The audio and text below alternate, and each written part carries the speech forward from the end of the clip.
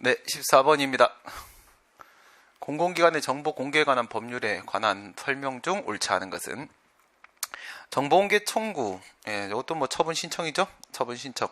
정보공개 결정은 정보공개법이 보호하고 있는 구체적인 권리로서 정보공개 청구권을 실현시키는 행위이기 때문에 행정처분이 맞고 수익적 처분이죠.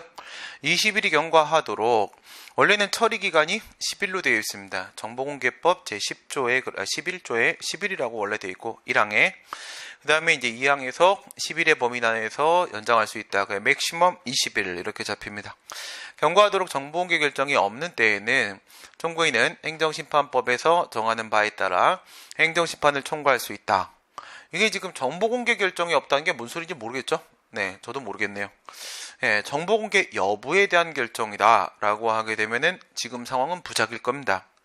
근데 그게 아니라 정보공개 결정이 없다라고 했으니까 부작위도 염두에 둘 수 있고 거부도 염두에 둘 수 있고 뭐 그럴 수 있는 겁니다. 그런데 정보공개법이 2013년도 8월 달에 개정되기 전까지는 11조 5항에 간주거부 규정이 있었습니다. 만약에 정보공개 여부에 대한 결정이 20일 동안 없으면 옛날에는 비공개 결정이 있은 것으로 본다라고 해서 거부 처분에 대해서 불복을 해야 되는 상황이 있었고요. 그때는 정보공개 영역에는 부작이란 건 성립되지 않는다 이렇게 봤었지만 2013년도 8월 달에 정보공개법의 개정에 따라서 이제는 부작위도 존재할 수가 있는 거니까 여기서 정보공개 결정이 없다는 것은요, 부작위에 대한 문제로 보든 거부 처분에 대한 문제로 보든 둘 다 각각에 대한 심판 청구 가능하고요. 18, 19, 20조죠. 18조 이의신청, 19조 행정심판, 20조 행정소송. 여기까지가 청구인의 불복이고요. 그 다음 21조에는 이제 제3자의 불복에 대한 규정이 있습니다. 21조 2항에는 이의신청, 행정심판, 행정소송이 싹 같이 몰려 앉아 있고요. 그러니까 만약에 부작위라고 하게 되면 부작위에 대한 음해행심판, 거부라고 하게 되면 거부 처분에 대한 취소심판 및 또는 음해행심판을 제기할 수가 있어요. 19조에서는 행정심판법이 정하는 바에 따라 행정심판을 청구할 수 있다라고 하고 있습니다. 2번 정보공개 거부 처분을 받은 개인은 해당 공공기관에 대한 이의신청과 그에 대한 결정을 거치지 아니하고 행정심판이나 행정소송을 제기할 수 있다. 18조 이의신청, 19조 행정심판, 20조 행정소송 이렇게 되어 있는데 19조 2항에서 이 신청을 거치지 않고도 행정심판을 청구할 수 있다라고 해서 임의주의 규정을 두고 있고, 그 다음에 행정심판에 대한 필요주의 규정이 필요적 전심 절차 규정이 정보공개법에 따로 마련되어 있지 않기 때문에 행정심판과 행정소송의 관계도 역시 임의주의다라고 말씀을 드렸었습니다. 그죠? 관련돼서 제가 여러분들한테 정보공개 쪽에는 이의신청에 대한 개별법상의 규정이 따로 있어서 이의신청 인정된다고 하면서 이거 말고 다른 것도 얘기를 했었죠. 부관법, 그죠? 부동산 가격 공시 및 감정평가에 관한 법률에 따르게 되면 표준지 공시가나 개별 공시가 결정에 대해서도 이의신청 규정이 있다고 했었고요. 거기도 이제 마찬가지로 임의주의 이런 식으로 들어가는 상황입니다. 그런데 이의신청을 거쳐야만 심판을 들어갈 수 있는 경우도 있었어요. 그건 뭐였죠? 산업재해 보상에 관한 법률, 산재법하고 그 다음에 고용보험법에서는 심사청구라는 이름으로 이의신청이 있고 재심사청구라는 이름으로 행정심판이 있는데 그거는 이의신청을 안 거치면 행정심판을 못 들어가게 되는 그런 상황이 있었어요. 행정심판을 안 거쳐도 소송은 갈 수 있었습니다. 다 비교해드렸었고 마지막으로 또 하나 있었죠. 국세기본법 생각을 해보시게 되면 거기에도 이의신청에 대한 규정이 있어요. 그런데 여기에는 이의신청을 안 거치고 행정심판을 가는 것은 가능하고 다만 행정심판을 안 거치고 소송을 가는 것은 불가능하다 이렇게 말씀을 드렸었습니다. 네 가지를 다 같이 비교를 해주실 필요가 있겠고요. 그 다음에 공공기관의 정보 공개에 관한 법률은 행정심판법상 행정심판을 배제하고 이의신청만 인정하고 있다는 산재법, 고용법 이겁니다. 산업재해보상보험법하고 고용보험법에 따르게 되면은 거기는 이의신청하고 행정심판이 뭐라고 되어 있어요? 이의신청은 심사청구, 행정심판은 재심사청구 이렇게 되어 있는데 거기서 뭐라고 얘기했냐면 네, 행정심판 안 된다고 했어요. 행정심판. 행정심판법상 행정심판 안 되고 거기에 있는 재심사 청구만 되는 거예요. 그래서 이의신청 규정을 두면서 이의신청 말고 일반 행정심판은 안 된다 이런 식의 내용은 산업재해보상보험법 그다음 고용보험법 쪽의 얘기지 정보공개법 쪽의 얘기가 아닙니다. 알겠죠? 그쪽 말하려고 하신 거예요. 중앙행정심판위원회는 심판 청구를 심리 재결할 때 처분 또는 부작위의 근거가 되는 명령 등이 법령에 근거가 없거나 명령은 뭘 말해요? 명령은 행정입법의 산물인데 국가기관 쪽이 되는 것이죠. 일반적으로 명령 그렇게 되면 그것은 법규명령 말하는 겁니다. 법규명령. 그게 명령 등의 등은 뭐야? 규칙 얘기하는 거죠. 뭐 자치법규라거나 법령보충적 규칙이라거나 뭐 이딴 것들 얘기하는 건데 다 법규명령이에요. 넓게 보면. 법령의 근거, 상위 법령의 근거가 없다거나 상위 법령에 위배된다. 법령의 근거 없다는 것은 법률유보 위반, 위배된다는 것은 법률 우위 원칙 위반 얘기하고 있는 거고 어쨌든 위법이란 얘기지. 수권상 한계, 재정상 한계로서 법규명령이 위법해지는 경우를 말하고 있고 국민에게 과도한 부담을 주는 등 크게 불합리하게 되면 관계행정기관에 그 명령 등의 개정이나 폐지 등 적절한 시정조치를 요청할 수가 있다. 이렇게 되어 있습니다. 여기서 뭘 체크해야 되는 거야? 우리가 소송을 제기하게 되면은 각급 법원 모두 다 일반 법원은 각급 법원 모두 다 뭐 할 수 있어요? 스스로 규범 통제할 수 있죠. 위헌위법 명령규칙 심사라는 걸 스스로 할 수가 있는데 근데 행정심판에서는 심지어 누구도 중앙행정심판위원회도 스스로 규범 통제를 할 수가 없고요. 이렇게 지정을 해달라고 요구하는 게 전부입니다. 중앙행정심판위원회는 법원과 달라서 아무리 법규명령에 대한 문제라고 할지라도 그에 대한 규범 통제를 할 수가 없는 것이다. 그거 알고 있는지 그거 물어보고 계신 겁니다. 맞습니다. 잘 물어봐 주셔서 그 다음 15번 행정심판법상 당사자에 대한 설명 중 옳지 않은 것은 당사자, 청구인이 피청구인을 잘못 지정한 경우에 행정심판위원회는 직권으로 또는 당사자의 신청에 의하여 결정으로서 피청구인을 경정할 수 있다. 이건 뭐 아까 나왔던 거지 또 나오냐? 이건 뭐예요? 이거 묶어 들어와서 그렇구나. 그래서 이거는 모두 포함된다? 모두? 직권도 포함된다. 원래 안 포함되는 거예요. 그쵸? 피고 경정할 때는 반드시 신청이 있어야 된다고 했죠? 근데 여기에는 특이하게도 당사자의 신청 말고 직권으로 피청구인 경정을 인정하고 있어서 저거는 법리적으로 설명 안 되는 곳이에요. 안 되는 곳인데 그냥 지들이 그렇게 했으니까 뭐 그러려니 심판 청구의 대상과 관계되는 권리 또는 이익을 양수한 자는 자동으로 청구인의 지위를 승계하게 된다. 갑이라는 사람이 심판 청구를 했는데 근데 갑의 권리가 을한테 넘어갔어요. 넘어갔을 때 어떻게 하냐? 자동으로? 자동이 어딨어? 자동이. 그쵸? 그럼 자동차지. 자동차가 아니기 때문에 얘는 뭐 한다고? 허가를 받아야 돼요. 허가를. 행정심판위원회에 허가가 있어야만 청구인의 지위가 승계가 되는 겁니다. 별도 허가가 필요하다. 쥐들 맘대로 이놈 들었다 저놈 들었다 그러면 어떡해. 그치? 그냥 법인이 청구인이 합병에 따라서 소멸했을 때에는 합병 후에 존속하는 법인이나 합병에 따라 설립된 법인 이 지위를 승계하는 게 맞고요. 현재 계속 중인 타인 간 행정심판의 결과에 대하여 이해관계가 있는 제3자 또는 행정청은 참가 신청을 한 후에 허가를 얻어서 행정심판에 참가할 수 있으며 행정심판위원회는 참가를 요구할 수가 있다. 그렇죠. 맞는 얘기죠. 이게 행정소송법 같은 경우에는 16조에 제3자의 소송 참가 규정을 두고 있고요. 그 다음에 17조에 행정청의 소송 참가에 대한 규정을 두고 있다면 행정심판법은 20조에 싸그리 몰려있고요. 몰려있고 행정심판법 20조 1항에 제3자 심판 청구, 심판 참가, 그 다음에 20조 2항에 행정청의 심판 참가에 대한 규정을 두고 있습니다. 소송법은 16, 17조에 나눠져 있고 심판법은 20조에 몰려있을 뿐 둘 다 참가하는 것은 똑같이 인정이 되고 있다. 차이는 없다. 이겁니다.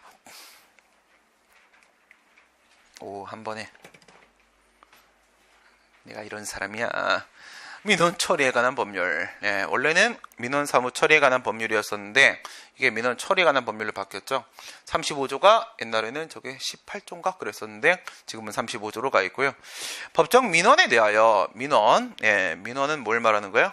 민원은 법정은 저희 법원 얘기하는 거죠? 사법부? 아니죠. 법이 정한. 그 다음 민원은 수익적 행위를 해달라고 요구하는 거지 징징거리는 게 아닌 겁니다. 절대 안 됩니다. 죽는 날까지 징징거리지 마세요. 투덜투덜 징징 불평불만. 이거 바이러스예요. 바이러스. 옆 사람들한테 다 그래서 안 돼. 네. 속으로 삭히는 훈련을 하셔야 됩니다. 하면은 뭐 없어져요. 별거 없습니다. 그렇죠? 사람은 누구나 실수할 수 있고 사람은 누구나 부족할 수 있고 하지만 그거를 갖고 다니면 너무 무거워요. 실수가 반복될 수밖에 없어요. 그래서 성격이 중요합니다. 성격이. 진짜 공부에서 성격? 제일 중요해요. 왜냐하면 공부하는데 자꾸 딴 생각하고 잡념 생기고 막 이런 학생들 같은 경우에는 집중이 안 돼요. 단순히 습관 하나 갖고도 점수 차이가 엄청 벌어집니다. 잘해야 돼요. 그게. 그래서 그런 얘기 하잖아. 수험이라는 것은 사실은 인생 공부다. 수험에 성공을 했다는 것은 자기를 스스로 관리할 수 있는 능력이 어느 정도 있다는 걸 전제로 하는 겁니다. 법정 민원에 대한 행정기관의 장애 거부처분이죠. 그러니까 이의신청은 일반법이 없어요. 이의신청 절차를 정하는 일반법은 없습니다. 행정심판법, 행정소송법 같은 일반법이 없다는 거지. 하지만 그렇다고 하더라도 거부처분에 대한 이의신청은 일반적 근거가 여기 있는 거예요. 일반적 근거가 민원처리법 제35조. 그래도 이의신청에 관한 일반법은 없는 거죠. 왜? 소극적 처분 부분에 대한 것만 있는 거지 적극적 처분 부분에 대한 것은 또 개별법이 처리를 막아줘야 되는 겁니다. 민원인은 그 거부처분을 받은 날부터 60일, 이거 60일이면 지금도 60일이고요. 60일 이내에 그 행정기관의 장에게 누구요? 처분청에게 문서로 이의신청을 할 수 있다고 규정을 하고 있다. 이 규정에 따른 이의신청과 관련된 설명 중 옳은 것은 거부처분에 대해 불복하여 이의신청을 거쳐 행정소송을 제기하는 경우에 제소기간은 이거 뭐예요? 점프 하나 있죠? 행정심판 점프 때도 됩니다. 이거는 그냥 행정심판법, 행정소송법 그대로 따라가는 것 뿐이고요. 제소기간은 이의신청에 대한 기각결정을 송달받은 날로부터 기산한다. 아니죠. 아닙니다. 기각이 되었다라고 하더라도 처음에 거부처분 나왔을 때 거기서부터 기산하는 거라고 했죠. 이의신청 결과통지 일로부터 행정심판 갈 때도 마찬가지입니다. 심판의 청구기간, 소송의 제소기간이 기산되는 것이 아니라 민원처리법 같은 경우에는 오직 뭐만 있으니까 거부처분 부분만 있으니까 그렇죠? 이거는 처음부터 원처분부터 움직이는 것이고 혹시라도 시간을 놓치면 어떻게 하라고? 다시 허가 신청을 했다가 거부를 한번 더 당하고 아이야 하고 이제 거기서부터 이제 시간 확보하고 들어가시면 되는 겁니다. 그렇죠? 거부처분에 대한 이의신청의 기각결정은 새로운 처분으로 볼 수 있으므로 또 하나의 독립된 처분이다? 노. 행정소송의 대상이 될 수가 있다. 그게 아니고 뭐라고 했어요? 기각이라는 것은 기존의 거부처분을 그대로 유지한다라는 의미밖에 없다. 이게 뭐 2차 거부처분이라거나 그런 게 아닌 겁니다. 이유는 왜 그렇죠? 허가를 신청하는 건 한 번밖에 없었어요. 이 신청은 허가 신청이 아닙니다. 따라서 허가 신청 하나니까 거부는 한 개입니다. 거부는 한 개인 겁니다. 저 기각결정이라는 것은 조금 뭐 재결도 아니고요. 행정심판이 아니기 때문에 진정 이의 신청. 새로운 처분은 아닙니다. 그래서 그냥 기존의 거부처분을 유지하는 거고 그 거부처분이 나왔을 때부터 기산하는 거고 이렇게 가요. 거부처분 이의신청을 인용하여 신청인의 신청을 받아들이는 새로운 처분을 하는 경우에 법률상 이익이 있는 제3자는 그 처분에 대해서 행정소송을 제기할 수 있다. 아니요, 맞아요. 그냥 제3자의 행정행위예요. 그냥 제3자의 행정이. 무슨 말이냐면 이것도 위에 거랑 마찬가지입니다. 이의신청의 결과 통지가 그것을 인정하는 인용일 수도 있고 기각일 수도 있고 하잖아요. 근데 지금 여기서는 방금 위에서는 기각이었고 인용입니다. 그러면 이게 이의신청을 받아들이는 거냐? 아니에요. 이의신청을 인용한다는 건 이의신청을 받아들이는 게 아니라 뭘 받아들이는 거냐면 처음에 허가 신청의 그 신청을 받아들이는 거예요. 처음에 허가 신청. 그래서 그냥 허가가 나온 거야. 그냥 허가가 나온 거예요. 처음에 허가 신청을 처분청이잖아 얘는. 그렇죠? 그래서 그냥 새로운 처분 저거는 그냥 허가가 나온 겁니다. 그냥 허가가 나왔는데 그 허가가 자기한테 침입적인 사람이라고 한다면 그에 대해서 뭐 법률상 이익이 인정되면 그냥 제3자 행정인 거예요. 그래서 그냥 원고적격 인정될 수 있는 겁니다. 법률상 이익이 인정되면 좋습니다. 요거 좀 더 들어가 보도록 하겠습니다. 이거 했었나? 안 했었나? 혹시라도 내가 설명을 하다가 한 것 같으면 그만해 라고 소리를 지르시면 됩니다. 무슨 말이냐면 이제 한 것 같은데 겁나고 있네요. 행정청이 누구한테? 을한테 허가 처분을 이렇게 했는데 무슨 관계가 성립된다고? 경원자 관계가 경원관계 아직 소리 안 질러? 경원관계가 성립이 되고 있는데 여기 갑이 이렇게 있죠? 예, 시간 놓치지 말고요. 얘는 처분의 상대방이죠. 얘한테는 어때요? 수익적인 효과가 발생을 하고 있고 얘는 처분의 제3자죠. 그 다음에 얘한테는 침익적인 효과가 발생을 하고 있고 이렇게 될 거 아니겠습니까? 그래서 이노마가 여기다가 이렇게 취소 심판을 들어갈 거 아니겠습니까? 취소 심판을 들어가는데 여기서 인용이 되겠지? 네, 받아들이는 그죠? 네, 인용이 됩니다. 네, 인용이 나왔다 이겁니다. 지금은 뭘 얘기하려고 하는 거냐면 저거 행정심판 가려고 하는 겁니다. 행정심판 얘기하는 거예요. 행정심판. 예, 그래가지고 이렇게 인용이 됐어요. 인용 재결이 나왔죠? 인용 재결이 나왔을 때 얘는 여기다가 소송을 제기할 수 있을까요? 소송을 제기할 수 있을까? 뭐죠? 원고적격이 인정이 되느냐? 원고적격 인정되느냐? 네, 그 다음 두 번째 거 한번 가볼까요? 두 번째 거는 행정청이 누구한테? 을한테 과징금 부과를 했어요. 다 판례가 있는 얘기들입니다. 과징금 부과 처분을 했습니다. 그래서 뭐 허가 처분을 하였다. 과징금 부과 처분을 했는데 얘가 이제 여기에 대해서 여기에 대해서 상대방 네. 누가 있냐면 여기에 오른쪽에 갑이 있겠지? 네, 갑이 이렇게 있어요. 그러면 얘가 이제 처분의 상대방이죠? 상대방인데 얘한테는 과징금 부과니까 침익적이고 얘는 처분의 제3자죠? 제3자고 얘한테는 이제 수익적이고 이런 상황이 왔어요. 그래갖고 얘한테는 수익적이죠? 얘가 이제 여기다가 얘가 여기다가 이렇게 취소 심판을 들어갔어요. 그래서 인용 재결이 나왔습니다. 여기다가 얘가 이렇게 해서 소송을 제기할 수 있는 원고적격이 인정이 될까? 그리고 행정청이 있죠? 얘가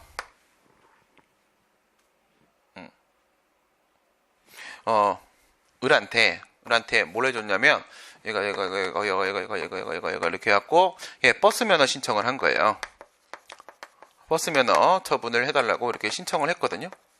신청했는데 얘가 이제 거부 처분을 이렇게 했어요. 거부 처분을 해놓은 상태고 그래서 얘가 여기다가 거부 처분 취소 심판 이렇게 들어간 겁니다. 그렇죠? 그럼 이 거부 처분을 기준으로 생각해 보게 되면요, 얘는 누구예요? 얘는 상대방. 사실은 요게 기준이죠. 원처분. 예, 그래서 얘한테는 거부라는 게 침익적인 것이고요. 그 다음에 제3자한테는 이게 이제 수익적인 거가 되겠지요. 그쵸? 되겠지요. 이렇게 했을 때 한 개만 더 들어갑니다. 얘는 누구냐면 얘는 신규업자. 얘는 기존업자. 그래서 그 사업구역 또는 노선 안에서 얘는 버스를 이미 운행을 하고 있는 사람입니다. 이렇게 해갖고 얘가 여기다가 뭐 취소 심판을 가든 의무행 심판을 가든 뭐 이거는 뭐 똑같아요. 의무 심판을 가든 상관없어요. 갖고 여기서 이제 인용 재결이 나왔어요. 얘가 여기다가 소송을 제기할 수 있느냐? 시소송을 제기할 수 있는 원고적격이 인정이 될까요? 안 될까요? 원고적격이 인정이 될까요? 안 될까요? 이 정도면 정리가 끝날 겁니다. 여기는 어때요? 여기 같은 경우에는 인용 재결이 나왔잖아요. 허가에 대한 취소 심판으로 인용 재결이 나오게 되면 얘는 그 허가를 박탈당하게 되죠. 박탈당하게 되니까 여기서 판례가 한 말이 그거예요. 재결의 당사자가 아니라고 할지라도 제3자라도 당연히 원고적격이 인정된다 라고 했던 판례가 이 상황입니다. 재결의 제3자, 행정심판이 제3자 심판이고 행정송이 제3자 송입니다. 이런 경우에 있어서 재결의 제3자, 즉 원처분의 상대방은 원고적격이 인정이 된다. 당연히 인정된다. 재결의 제3자라고 할지라도 원고적격이 당연히 인정된다가 이쪽이에요. 우리가 일반적으로 알고 있는 상황입니다. 그 다음에 이쪽도 다 판례 있어요. 판례. 얘 같은 경우에 여기다 원고 될까요? 소송을 제기하게 되면 얘한테 1억 정말요? 싫어요. 소송 심판을 제기해서 이겼어. 아싸, 돈 안 내도 된다. 그럼 얘 뭐라고 생각해? 저 새끼가 돈을 내야지 제가 흔들흔들 할 텐데 안 흔들흔들 하겠네. 이런 흔들흔들 같은 소송을 딱 제기하는 거야. 말도 안 되는 얘기죠. 그렇죠? 제정신 아니지. 그 남 막 맞으면 막 웃고 있고 막 지금 그런 애들 안 돼. 알겠지? 그럼 여기는 어때?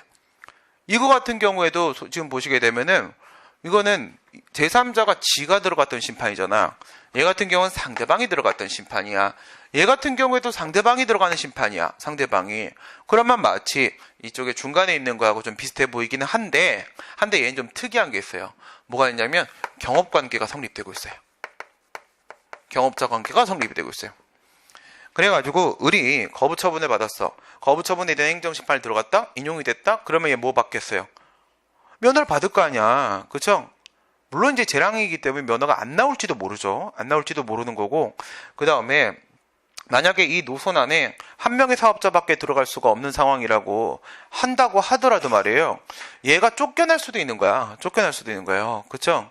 그러니까 여기서는 경업관계가 성립이 되고 있고, 이 친구도 분명히 얘한테 면허를 받은 적이 있을 거 아니겠습니까? 그쵸? 면허를 받았으니까 기준업자잖아. 그럼 얘는 허가야, 특허야? 특허잖아, 특허. 특허잖아요. 권리 설정했죠. 권리 설정했으니까 이 인용재결에 의해서 얘가 면허를 받게 되면은 그로 인해 발생하는 갑의 영업상 이익의 침해는 권리 침해가 맞아요. 권리 침해가. 그래서 이거는 원고적격이 인정이 되는 겁니다. 오케이? 네, 그래서 세 개 비교해 놓으시면은 특징적인 상황은 다 비교를 하실 수가 있을 겁니다. 그 다음입니다. 거부처분에 대한 이의 신청을 한 이상 행정심판 제기할 수 없으면 내가 그걸 하겠냐? 네, 그치? 무슨 말도 안 되는 소리 하고 있어. 이것도 무슨 얘기하려고 하는 거야? 아까 그거랑 좀 비슷한 얘기하려고 하는 거죠. 산업재해보상보험법에서는 행정심판법 103조 5항에서 일반 행정심판법에 따른 일반 행정심판을 청구할 수 없다는 규정이 있어요. 103조 5항의 산업재해보상보험법. 그거 이제 비슷하게 꺾어 놓으신 겁니다. 생각을 되게 많이 하고 출제하시는 스타일. 네, 훌륭하십니다. 좋은 걸 봐야 돼, 좋은 걸. 좋은 문제를 보고 좋은 음식을 먹고 그렇게 해야지 자기가 좋은 사람이 돼요. 그렇지 않으면 나쁜 사람이 돼요. 나쁜 음식을 먹어서 그래요. 나쁜 음식을. 누가 먹었을까? 네, 비비비비비 MBK MBBK. 행정심판법의 내용에 관한 설명으로 옳은 것은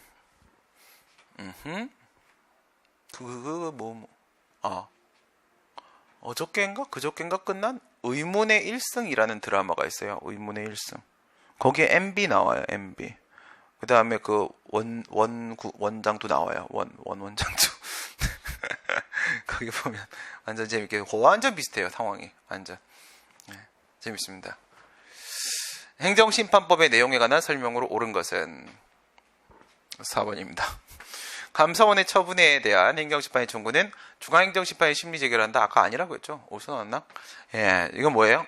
행정심판법 6조 1항의 독립기관의 경우에는 산하에 있는 행정심판위원회에서 담당하게 되는 것이다. 1항입니다. 1항. 6조 1항.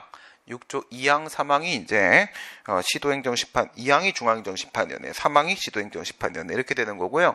쟤는 감사원 내부 행정심판위원회로 가는 거고요. 처분 등을 원인으로 하는 법률관계에 관한 다툼이 있는 경우에 당사자는 당사심판을 제기할 수 있다. 당사자 소송이랑 좀 헷갈리게 말해보려고 지금 노력하고 최선을 다하고 계신 거죠. 처분 등을 원인으로 하는 법률관계, 그리고 그 밖의 공법상 법률관계에 대한 소송이 바로 행정소송법 3조 2호의 당사자 소송의 정의 아니겠습니까? 그냥 그거 일부 제시해 놓고 나서 당사심판 이렇게 얘기를 하신 것 뿐이에요. 근데 뭐라 돼 있어? 행정심판법 이거잖아. 행정심판법. 행정심판법에는 항고심판밖에 없죠. 취소심판, 무효하게심판, 의무행심판 이거밖에 없어요. 당사심판은 어디서 인정되는 거야? 개별법에서 인정을 할 때만 인정이 되는 것이죠. 뭐 그런 식으로 치게 되면 민중심판, 기관심판 이런 것도 있어요. 개별법에. 이거는 행정심판법에 따라서 인정될 수가 없고요. 그 다음에 나 같으면 이렇게 풀겠다. 등 미친놈. 끝. 이거죠. 등. 재결이 나왔는데 심판을 청구한다고 이 미친놈아! 이렇게 해서 그냥 바로 끝내버릴 수도 있죠. 이건 정말 교수님의 미스라고 생각합니다.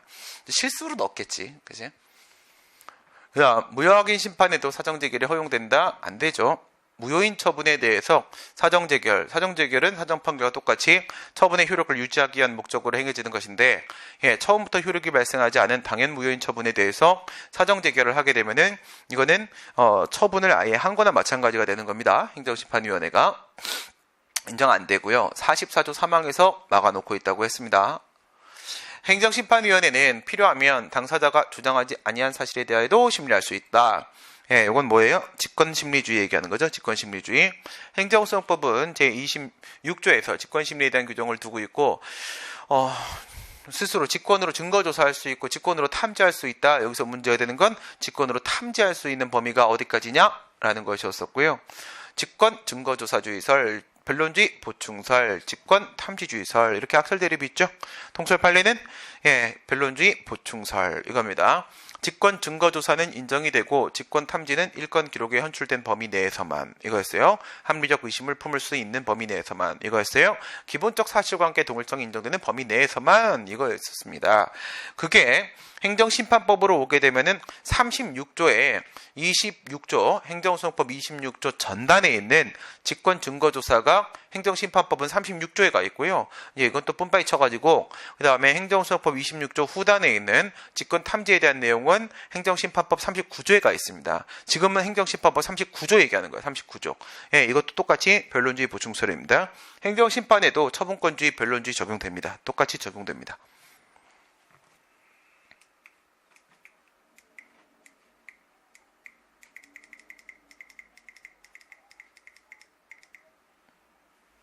역시 열심히 하면 다 됩니다. 이런 게 반복학습의 효과, 반복 누르기, 행정심판에 관한 설명, 처분의 취소를 구하는 취지에 처분청에 대한 진정서의 제출은 진심을 담았네요. 진정이 느껴집니다. 행정심판법, 소정의 행정심판 청구가 될 수 없다? 아니라고 했죠. 뭐 이름이 뭐냐가 중요한 게 아니죠. 그렇죠? 넌 이름이 뭐니? 이렇게 하는 게 아니라 넌 무슨 생각? 그 진정서예요. 진정. 이 사람의 진정을 보고 그게 행정심판인지 아닌지를 보셔야 되는 겁니다.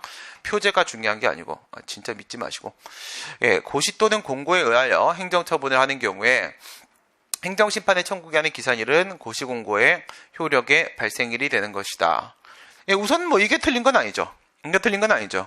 고시나 공고의 효력 발생일을 처분이 있음을 안 날로 말할 건지 아니면 있은 날로 말할 건지에 대한 문제가 발생하는 것뿐 그 효력이 발생한 날, 그날이 기산점이 되는 거는 객관적 제소기간, 객관적 청구기간 또는 뭐 주관적 제소기간, 주관적 청구기간 뭘 적용해도 마찬가지입니다. 마찬가지예요. 이 자체가 문제가 있는 건 아니죠. 그냥 말을 하다 만 거야. 만 거야.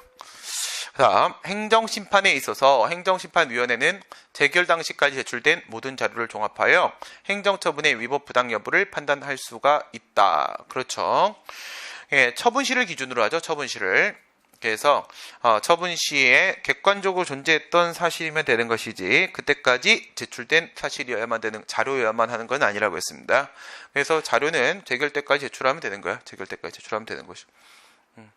이거는 뭐 인용 판단 기준시가 이거를 인용 판단의 기준의 시점으로 말씀을 하신 건지 진짜 위법 부당 판단의 기준 시점 말씀을 하신 건지는 모르겠지만 그건 모르겠지만 말이에요. 이걸 뭐 인용 판단의 기준시로 말씀을 하신 거고 그리고 이게 은행 심판이다. 그래서 재결시를 말한다라고 해도 어쨌든 자료는 그때까지 제출해요. 어쨌든 그치?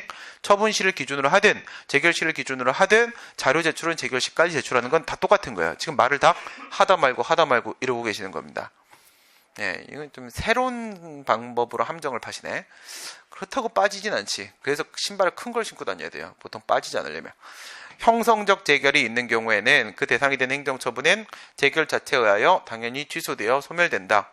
그죠? 형성재결이 형성력이 인정된다고 했습니다. 당연하게 그리고 소급하여 형성효와 소급효가 결합되어 있는 형성력 인정되고요. 물론 뭐 취소되어 소멸된다라고 했으니까 이 행정심판은 취소심판인 겁니다. 취소심판. 그리고 음행심판에도 형성재결이 있기는 있죠. 적극적 형성재결, 처분재결이 있기는 있습니다.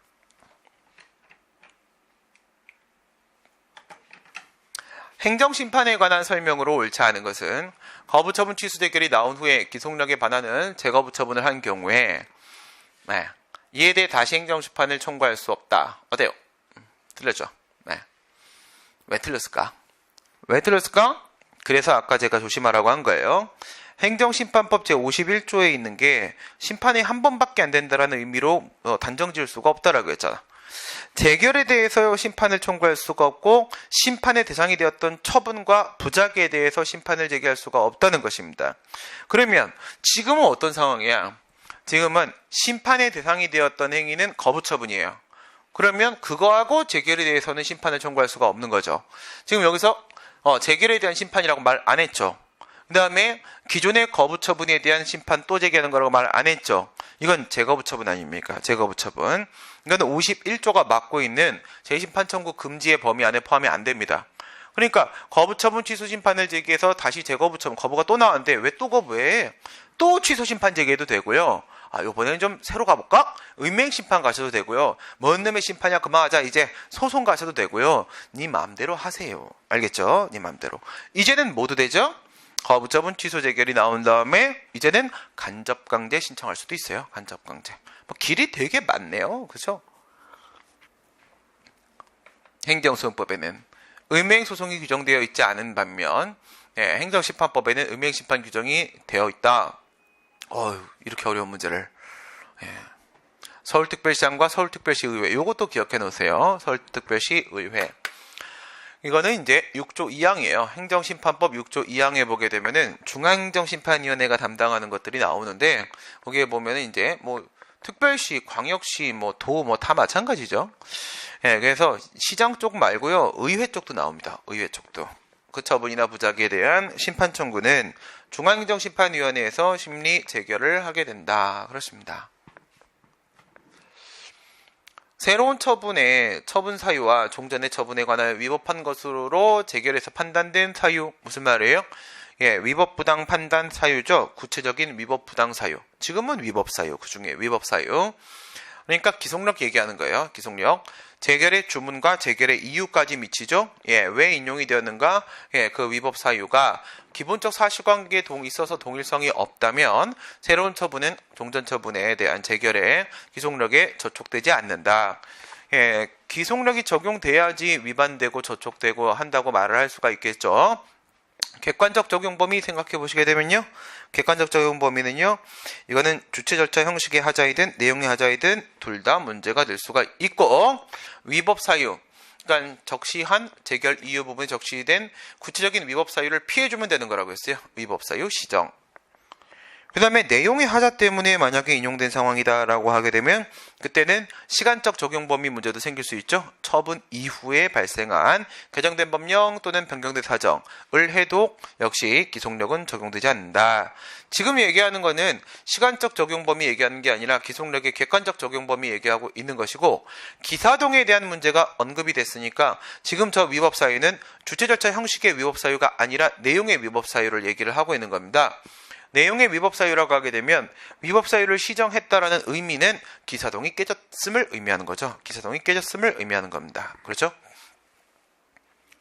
그러니까 이런 거는 여러분들이 제가 올려드리는 거 그다음에 제가 거기다 올리는 거는 여러분들한테는 카톡에다가 올려드리고 있고 실강분들 같은 경우에는 그 다음에 인강분들 같은 경우에는 저랑 카톡이 연결이 거의 안 돼 있을 거기 때문에 그래서 우리 패스원 사이트 보면 공지 및 자료 라는 게시판 제 페이지에 공지 및 자료 거기에다가도 마인드맵하고 그 다음에 판서 내용하고 이렇게 올려드리고 있단 말이에요.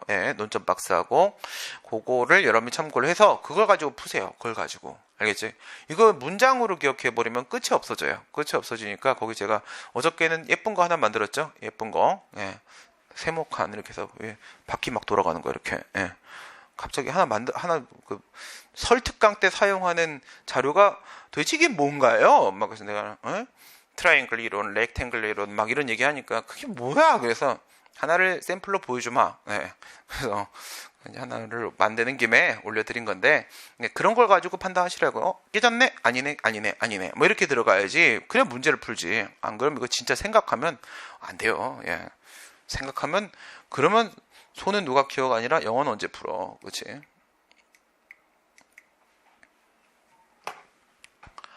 다음 중 옳지 않은 것은 옳지 않은 말을 하지 말고 표준지 공시지가에 이의가 있는 자는 우리가 일반적으로 공시지가 그러면 이거 얘기하는 겁니다. 표준지 공시지가.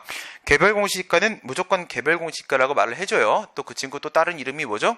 개별 토지 가격 결정입니다. 개별 토지 가격 결정, 그게 개별 공시지가 결정이거든요. 걔들은 개별이라는 말이 나와요. 그냥 공시지가 그러면 표준지 공시지가 말하는 거고요. 이쪽 같은 경우에는 결정하는 주체가 누구냐? 국토교통부 장관이 되는 것이고, 개별 공시지가 같은 경우에는 시군자치구청장, 기초지자체장이 되는 겁니다. 했을 때 공시일로부터 30일 이내에 서면으로 국토교통부 장관에게 이의를 신청할 수 있다. 네, 그래요. 그래서 이거는 30일이라는 거 하나 기억을 해 놓으시고, 그 다음에 이의 신청은 처분청에 제기하는 불복 절차잖아. 표준지 공시지가 결정은 처분청이 누구라고? 국교부 장관이라고. 그래서 국교부 장관이에요. 그럼 똑같은 거 내려가 볼까? 무서워. 내려갔다 다시 못 올라올까봐. 네. 4번 보세요. 개별 공시지가에 이의가 있는 자는 아까 말씀드린 대로 부관법, 부동산 가격 공시 및 감정평가에 관한 법률에 보게 되면 이의 신청에 대한 규정을 따로 두고 있다고 했죠. 그래서 개별 공시지가에 이의가 있는 자는 개별 공시지가 결정 공시일로부터 똑같겠지. 30일 맞아요. 서면으로 시장군수 구청장, 지방자치단체인 저게 뭐야? 자치구청장. 그냥 행정구역 말고 구청장에게 이의를 신청할 수 있다. 이의 신청 규정은 양쪽 다 있습니다. 그다음 또 이거 모두 기억하라고 했죠? 제가 첫날인가 둘째 날인가? 이거는 거부 처분에 대한 문제가 아니에요. 적극적 불이익 처분에 대한 문제잖아. 그렇기 때문에 이의 신청을 거친 다음에 행정심판이나 행정소송을 갈 때 이의 신청 결과 통지 일로부터 기산해서 심판의 청구, 소송의 제소기간을 계산하게 되는 겁니다. 알겠죠? 적극적 불이익 처분이라고 하게 되면 적극적 처분은 이의 신청의 결과 통지 일로부터 불복 기간을 기산을 하게 된다. 그것도 하나의 특징이었고, 내려온 김에 이것도 보고 다시 올라갈게요. 취소 소송에서 처분청은 다 끝나가는 큰일 났대. 근거로 삼은 사유와 기본적 사실관계의 동일성이 있다고 인정되는 한도 내에서만 다른 사유를 추가 또는 변경할 수 있는데 뭐 얘기하는 거예요? 처사추변, 그죠? 처사추변. 그냥 제가 라인 맞출 때 그냥 3글자가 필요하면 처추변, 4글자가 필요하면 처사추변, 처분 사유 추가 변경 말하는 거죠. 이러한 법리는 행정심판 단계에서도 그대로 적용된다. 이것도 설명을 했었던 부분이죠. 행정소송과 마찬가지로 행정심판도 사법 절차다. 헌법 107조 3항에서 행정심판 제도에 대한 규정을 두면서 사법 절차를 준용하도록 하고 있기 때문에 행정심판까지도 사법 절차에 해당을 하죠. 아까 모두 봤었어. 행정심판법 48조 1항에 보시게 되면 처분권주의, 불거분리 원칙에 대한 규정도 있다고 했어요. 그렇습니다. 그러나 이의 신청은 그렇지가 않습니다. 이의 신청은 처분청에 제기하는 불복 절차고, 이거는 사법 절차가 아니라 심리 의결을 거치는 게 아니란 뜻이에요. 심리 의결을 거치는 게 아니고 이건 단순한 내부적 시정 절차입니다. 행정청 내부적 시정 절차이기 때문에 사법 절차가 아니에요. 그러면 3개 모두 다 처분사유 추가 변경을 걸어보게 되면은 기사동이라는 법리는 어디까지만 적용이 되는 거야? 행정소송과 행정심판까지 적용되는 것이고, 이의 신청은 기사동과 관계없이 처분사유의 추가와 변경을 자유롭게 할 수가 있다. 마지막. 뭐가 기네. 참 길다. 한숨 나오네. 다음 수업 들어가야 되는데.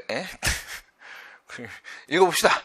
음악산업진흥에 관한 법률 30조는 동법소정의 의무 위반을 이유로 노래연습장의 등록을 취소하고 30조 위반이 됩니다. 하는 경우에 청문을 실시하도록 한다는 취지로 규정을 하고 있다. 여기서 등록 취소라고 했죠? 등록 취소. 옛날에는 뭐 이렇게 개별법에 근거가 있어야 되지만 지금은 어떻습니까? 지금은 청문이 허가 등의 취소 그리고 자격 박탈 등의 경우에는 그 기간 내에 신청하면 청문 진행을 하기도 하죠. 지금은. 어쨌든 개별법에 청문 규정을 별도로 두고 있으니까 이건 원래부터 청문을 실시해야 되는 상황이겠네요. 이에 관할시장은 갑에 대해 동법소정의 의무 위반을 이유로 청문을 실시하고 적법 절차를 거쳐서 2014년도 8월 4일에 등록 취소 처분을 하였으나 취소 처분이죠. 후발적 사유니까 이거는 광학상 철회에 해당하는 겁니다. 철회, 위성소 적발장. 그래서 철회고 청문을 실시함에 있어서 행정절차법에서 보장하는 10일의 기간을 준수하지 않고 사전 통지를 청문 전 10일 전까지 하도록 되어 있죠. 청문은 10일입니다. 청문 개시일 7일 전에 비로소 청문에 관한 통지를 하였다. 저게 우리가 알고 있는 행정심판법 제21조에 있는 사전 통지 말하고 있는 것이죠. 갑은 청문 기일에 출석하여 의견 진술을 하였으나 받아들여지지 않았다. 예, 갑은 여기서 하자치유를 물어볼 듯 하다가 딴 데 도망가네. 그죠?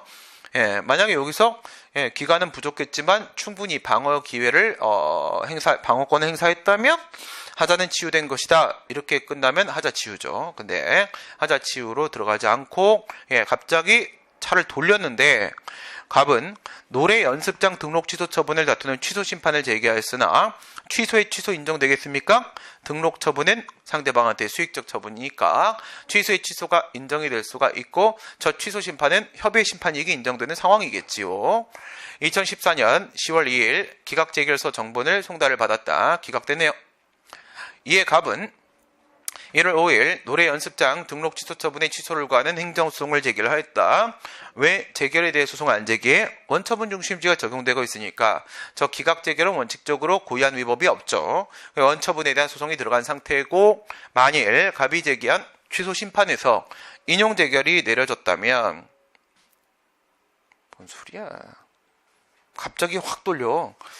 왜 그래? 처분청은 인용 재결을 대상으로 취소를 제기할 수 있겠는가? 훅훅 도네, 그렇죠? 네, 술 먹고 지금 운전하는 느낌인데요. 뭐예요? 이거는 피청구인 처분청의 원고적격 얘기하는 거죠. 피청구인 처분청의 원고적격.